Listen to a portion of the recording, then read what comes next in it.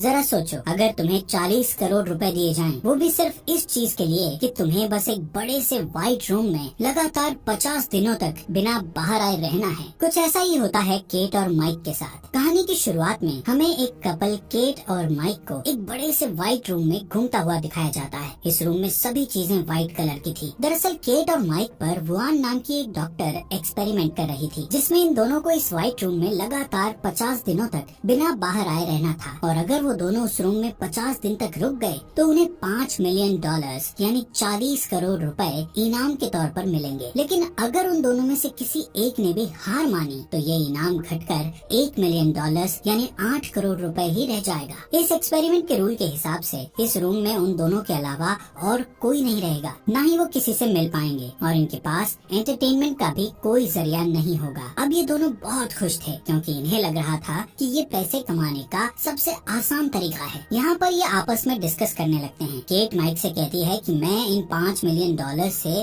अपने सारे सपने पूरे करूंगी। वहीं माइक इन पैसों को पार्टीज में उड़ाने का प्लान बनाता है और केट से कहता है कि इतना पैसा आने के बाद हमें कभी भी पैसों के बारे में सोचना नहीं पड़ेगा। थोड़ी देर बाद उनको एक AI डिवाइस की आवाज आती है जो उन्हें यहाँ के रूल्स के बारे में बताती है कि अब वो लोग एक इमैक्युलेट रूम में हैं। इस रूम में उनके पास सिर्फ एक बेड, एक बेंच और एक सिंपल सा बाथरूम था, जहाँ पर एक मॉनिटर लगा हुआ था जिसमें इस रूम में रहने के सारे रूल्स लिखे हुए थे, जिनमें से एक रूल ये लिखा हुआ था कि एक टाइम पर एक ही इंसान बाथरूम का इस्तेमाल कर सकता है। यहाँ दीवार पर एक रेड बटन भी था जिसको प्रेस करके उनमें से कोई भी हार मानकर यहाँ से बाहर जा सकता था। वहाँ लगे मॉनिटर पर टच करके वो लोग अपने लिए खाने पीने का सामान मंगा सकते थे और एग्जिट डोर के ठीक ऊपर एक बड़ी सी क्लॉक लगी हुई थी जिसमें उनके 50 दिनों का टाइमर चल रहा था। इस रूम में कैट और माइक के लिए डेली न्यूट्रिशन का एक डिजाइनर बॉक्स आता था जिसमें उनके खाने पीने का सामान होता था। रूम की लाइट्स रात होने पर ऑटोमेटिकली ऑफ हो जाती और सुबह होने पर ऑटोमेटिक ऑन भी हो जाती थी। इस रूम में समय के साथ साथ सुबह, दोपहर, शाम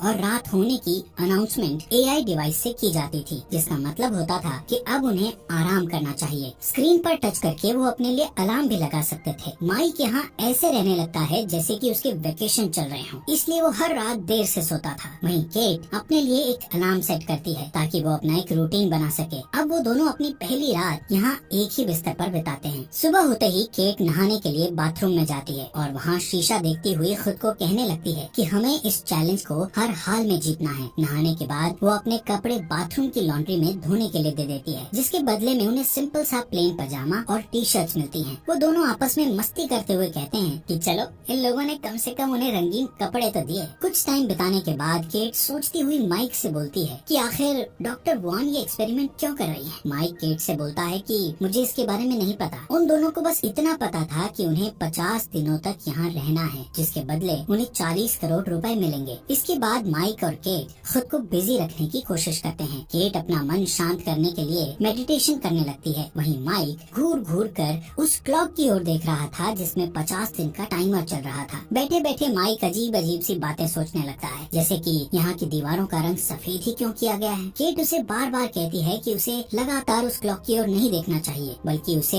यहाँ टाइम बिताने के बाद मिलने वाले 40 करोड़ रुपए के बारे में सोचना चाहिए। लेकिन माइक के लिए ये बिल्कुल भी आसान नहीं था क्योंकि वो कुछ दिन से सही से अपनी नींद भी पूरी नहीं कर पा रहा था। वहीं केट अपना डेली रूटीन जारी रखती है और वो माइक का ध्यान उस क्लॉक से हटाने के लिए उसे कुछ टाइम रनिंग करने को कहती है। जब केट मेडिटेशन कर रही होती है तो माइक भी उसे देखकर रनिंग करने लगता है। इसके बाद टाइम पास करने के लिए वो दोनों बच्चों वाले गेम्स खेलने लगते हैं और साथ ही डांस करते हैं। यहाँ पर जैसे ही वो दोनों अपने कपड़े लॉन्ड्री में धोने के लिए देते हैं तो वापस उन्हें वही सेम पजामे मिल जाते हैं। ऐसे ही कुछ हफ्ते बीत जाने के बाद कुछ ऐसा होता है कि माइक को उस रूम में एक कीड़ा दिखता है और वो उससे बात करने लगता है। माइक उसे खाना खिलाने की कोशिश करता है, लेकिन जैसे ही वो फर्श पर अपने मिल्क शेक की कुछ बूंदे गिराता है तभी AI डिवाइस की आवाज आती है जो उसे कहती है कि ये खाने पीने का सामान सिर्फ तुम दोनों के लिए है। माइक यहाँ पर थोड़ा परेशान हो जाता है और उस AI डिवाइस से कहता है कि ये कीड़ा यहाँ भूख की वजह से मर जाएगा, इसलिए मैं बस इसे यहाँ से बाहर निकालने की रिक्वेस्ट कर रहा हूँ। केट माइक को समझाने की कोशिश करती है कि जिस स्पीकर से AI डिवाइस की आवाज आती है वो दोबारा किसी चीज को नहीं दोहराता,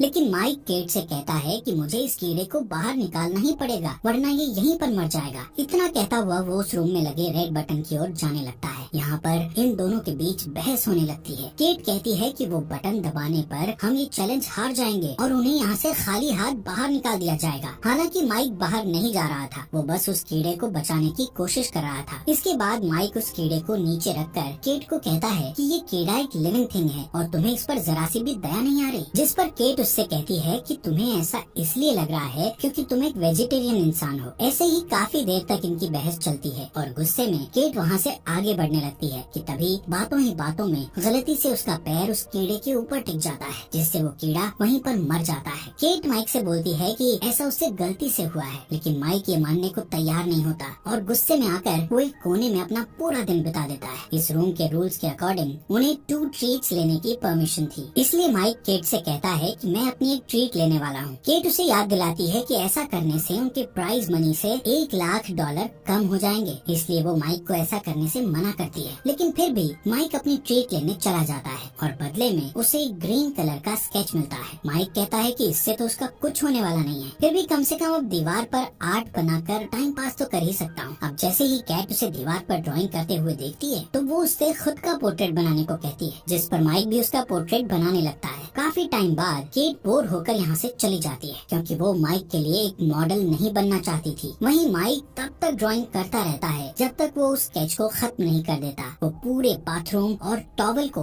ग्रीन स्केच से पूरा भर देता है। इस वजह से केट बहुत परेशान हो जाती है और माइक से अपने पहले के रूडली बिहेवियर के लिए सॉरी बोलती है। लेकिन यहाँ पर इन दोनों के लिए एक अच्छी बात ये थी कि अब 50 में से सिर्फ 20 दिन ही और बचे थे। ऐसे ही इनके इस रूम पे दिन बीतते जाते हैं और एक सुबह अचानक केट को बाथरूम में एक गन मिलती है। ये दोनों हैरान और परेशान हो जाते हैं कि ये गन आखिर यहाँ कैसे आई। बाथरूम से वो गन उठाकर ये दोनों बेड के नीचे फेंक कर उसे छुपा देते हैं क्योंकि एआई डिवाइस ने उन्हें लॉन्ड्री में कपड़ों के अलावा और कोई चीज देने से सख्त मना किया था। कुछ दिनों बाद इन्हें कुछ रिवॉर्ड मिलता है जिसमें इनको एक फैमिली और फ्रेंड्स के मैसेज दिखाए जाते हैं। माइक अपनी सिस्टर का मैसेज देखता है जो उसे बताती है कि वो कैसी है और मॉम डैड कैसे हैं। अपनी बहन को देखकर माइक बहुत खुश होता है, लेकिन जब केट को उसके डैड का वीडियो मैसेज दिखाया जाता है तो उसके डैड कहते हैं कि अब वो रोड पर नहीं बल्कि एक शेल्टर में रह रहे हैं। केट उस वीडियो को रुकवाना चाहती थी, लेकिन उसके कई बार कहने पर भी वो वीडियो नहीं रुकता। तभी वो बाथरूम की ओर जाती है और वहाँ जोर जोर से रोने लगती है। माइक उसे चुप कराने की कोशिश करता है। इसके थोड़ी देर बाद वो दोनों एक साथ लिपट कर सो जाते हैं। अब जैसे ही सुबह अलार्म बजता है तो केट बेड से नहीं उठती क्योंकि वो डिप्रेशन में चली गई थी। जब माइक उससे ना उठने की वजह पूछता है तो वो उसे बताती है कि उसने अपने डैड को कई सालों बाद देखा था और वो हमेशा माइक से झूठ बोलती रही कि उसके डैड नहीं है क्योंकि वो अपने डैड को लेकर बहुत शर्मिंदा थी। वो माइक को बताती है कि उसके डैड बहुत ज्यादा ड्रिंक करते थे और उसके स्कूल की फीस भी नहीं भरते थे। माइक केट से कहता है कि अब हमारे इस रूम में 50 दिन पूरे होने में सिर्फ 2 ही हफ्ते बचे हैं, लेकिन केट अभी भी बेड पर ही पड़ी हुई थी। माइक उसे एंटरटेन करने के लिए नए नए तरीके आजमाता है, लेकिन इससे कैट पर कोई असर नहीं होता और फिर वो खुद भी कैट के साथ बेड पर लेट जाता है, लेकिन इससे भी कैट को कोई फर्क नहीं पड़ रहा था। ये देखते हुए माइक जमीन पर जाकर लेट जाता है। नेक्स्ट डे माइक केट को उनकी बची हुई एक और ट्रीट लेने के लिए कहता है, लेकिन केट उसे ये कहकर मना कर देती है कि वो और पैसों को खोना नहीं चाहती, जिससे माइक फ्रस्ट्रेट हो जाता है क्योंकि उसे लगता है कि अब वो केट की मदद नहीं कर पाएगा। कि तभी केट बेड से उठती है और माइक से उसकी दूसरी ट्रीट मांगने के लिए कहती है, भले ही उनका $1 मिलियन का नुकसान हो जाए। तभी माइक दूसरी ट्रीट के लिए मॉनिटर पर टच करता है, जिससे उस रूम का डोर ओपन होता है और एक नेकेड लेडी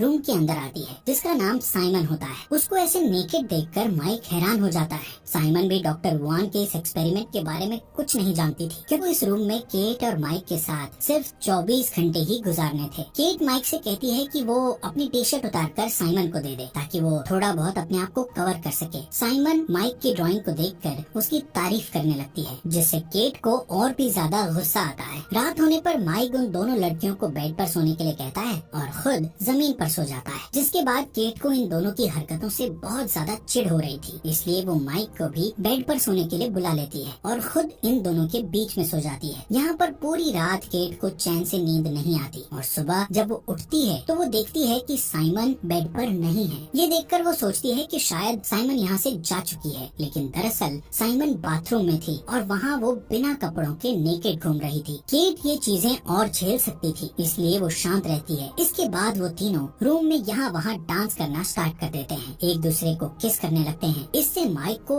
इतना ज्यादा नशा चढ़ जाता है कि उसे हेलुसिनेशन होने लगते हैं। उसे अपने हर तरफ खून ही खून दिखता है। माइक अपने आप को पानी में डूबता हुआ देखता है, वहीं पानी में उसे अपना छोटा भाई भी दिखता है जो उसके साथ ही डूब रहा था। इसी बीच केट और साइमन माइक को होश में ले आती हैं, लेकिन वो अभी भी पैनिक कर रहा था और जोर जोर से रोने लगता है। वो बार बार एक ही चीज रिपीट कर रहा था कि मेरे भाई शॉन को डूबने से बचा लो। केट उसे किसी बेड पर ले जाकर सुला देती है, जिसके बाद साइमन केट से पूछती है कि वो और माइक कैसे मिले थे, जिस पर केट बताती है कि वो लोग एक बारिश वाले दिन मिले थे। उसके पास अम्ब्रेला नहीं थी, तभी माइक उसके पास आया और उसने उसे भीगने से बचाया। यहाँ पर ये दोनों आपस में ऐसे काफी टाइम बातचीत करती रहती हैं। थोड़ी देर बाद माइक जग जाता है और साइमन के पास जाकर बैठ जाता है, जहाँ वो दोनों अपनी अपनी लाइफ के बारे में बातें करने लगते हैं। साइमन बताती है कि उसने अपनी मदर को बचपन में ही खो दिया था। यहाँ पर ये दोनों अपने अपने फैमिली मेंबर्स के गम को शेयर करने लगते हैं, जिससे इन दोनों के बीच बॉन्ड और अच्छा हो जाता है। साइमन माइक का हाथ पकड़कर उसे रिलैक्स फील करवाती है कि तभी पीछे से केट आकर उन दोनों को एक दूसरे का हाथ पकड़े हुए देख लेती है। अब केट का गुस्सा 7वें आसमान पर चला जाता है, क्योंकि वो पहले से ही उन दोनों की नजदीकियों को बहुत झेल रही थी। केट साइमन को बोलती है कि तुम शुरू से मेरे बॉयफ्रेंड को मुझसे छीनने की कोशिश कर रही हो। इस बात पर साइमन भी केट पर गुस्सा हो जाती है और बोलती है कि तुम एक इनसिक्योर लड़की हो, जिसे अपने बॉयफ्रेंड पर जरा सा भी विश्वास नहीं है। यहाँ पर ये दोनों एक दूसरे पर चिल्लाना शुरू कर देते हैं। तभी माइक गुस्से में आकर इन दोनों पर चिल्लाता है और यहाँ से जाने लगता है। थोड़ी देर बाद केट साइमन से माफी मांगने की कोशिश करती है, लेकिन साइमन उसके गुस्से को ये कहकर और भड़का देती है कि उसने माइक के साथ ऐसा कुछ भी नहीं किया था। नेक्स्ट मॉर्निंग जब माइक उठता है तो वो कुछ ठीक फील नहीं कर रहा था। अब साइमन भी इस रूम से जा चुकी थी, लेकिन जाने से पहले उसने यहाँ माइक के लिए एक मैसेज छोड़ दिया था, जिसमें लिखा था कि पहले कभी किसी ने मुझसे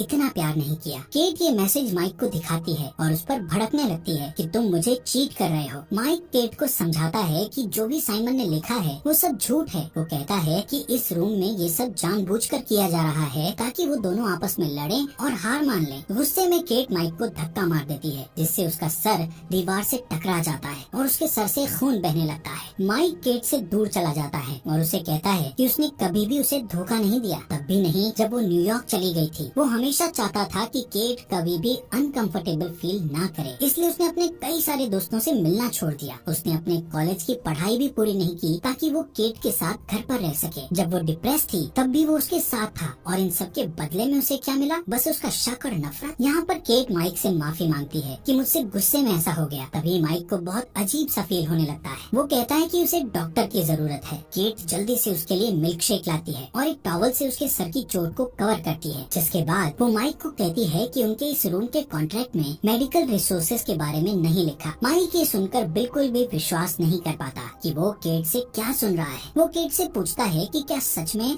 तुम्हें मेरी इस चोट की चिंता है? दरअसल माइक की चोट काफी छोटी सी थी और धीरे धीरे उससे खून आना बंद भी हो जाता है, लेकिन माइक ये बात सोचकर बहुत परेशान होता है कि क्या होता अगर केट गुस्से में उस पर और ज्यादा घातक हमला करती। शायद अब तक तो उसकी मौत भी हो चुकी होती। वो केट से कहता है कि पैसों के लिए वो उसे जान से भी मार सकती है। अब माइक केट से कहता है कि भाड़ में गया पैसा, मुझे इस रूम से सबसे ज्यादा नफरत हो गई है। माइक डिसाइड करता है कि वो यहाँ से बाहर चला जाएगा। केट उसे बाहर जाने से मना करती है और कहती है कि अगर वो यहाँ से बाहर जाने की कोशिश करेगा तो वो उसे शूट कर देगी। माइक उसकी इस बात को इग्नोर करता हुआ रेड बटन दबा देता है और व्हाइट रूम से बाहर निकल जाता है, जबकि उसके 50 दिन होने में सिर्फ चंद ही दिन बाकी थे। माइक के यहाँ से जाने के बाद केट सो जाती है और पूरा दिन उदास रहती है, जिसके बाद वो माइक की पेंटिंग देखते हुए उसे याद करती है। केट के अब इस रूम में सिर्फ 2 ही दिन बचे थे जिससे वो इस चैलेंज को जीत जाती, लेकिन केट 2 दिन पहले ही उस रेड बटन को दबाकर यहाँ से बाहर निकल जाती है। कुछ महीने बाद हम माइक को जॉगिंग करते हुए देखते हैं, जो अब सिंगल था। जॉगिंग करते वक्त वो केट की बिल्डिंग के पास से गुजरता है। रास्ते में अचानक वो केट से मिलता है। यहाँ यहाँ हमें पता चलता है कि उस रूम से बाहर आने के बाद कई महीनों तक ये दोनों एक दूसरे से मिले भी नहीं थे। इसके बाद ये दोनों यहाँ से साथ मिलकर डिनर पर जाते हैं। रास्ते में माइक केट से पूछता है कि क्या उसने उस रूम का रेड बटन दबा दिया था। केट इसका जवाब नहीं देती, लेकिन वो जो कुछ भी हुआ उसके लिए माइक से माफी मांगती है। जब वो दोनों यहाँ से चले जाते हैं तब कैमरा एक बिल्डिंग पर फोकस करता है जिस पर ये साफ साफ लिखा था कि इस बिल्डिंग का निर्माण एक बहुत बड़े डोनेशन से हो पाया है, जिसके डोनर ने अपना नाम नहीं बताया। मूवी के एंडिंग में हम देखते हैं कि उसी रूम में एक नया कपल इस चैलेंज को एक्सेप्ट कर लेता है और ये मूवी यहीं पर खत्म हो जाती है।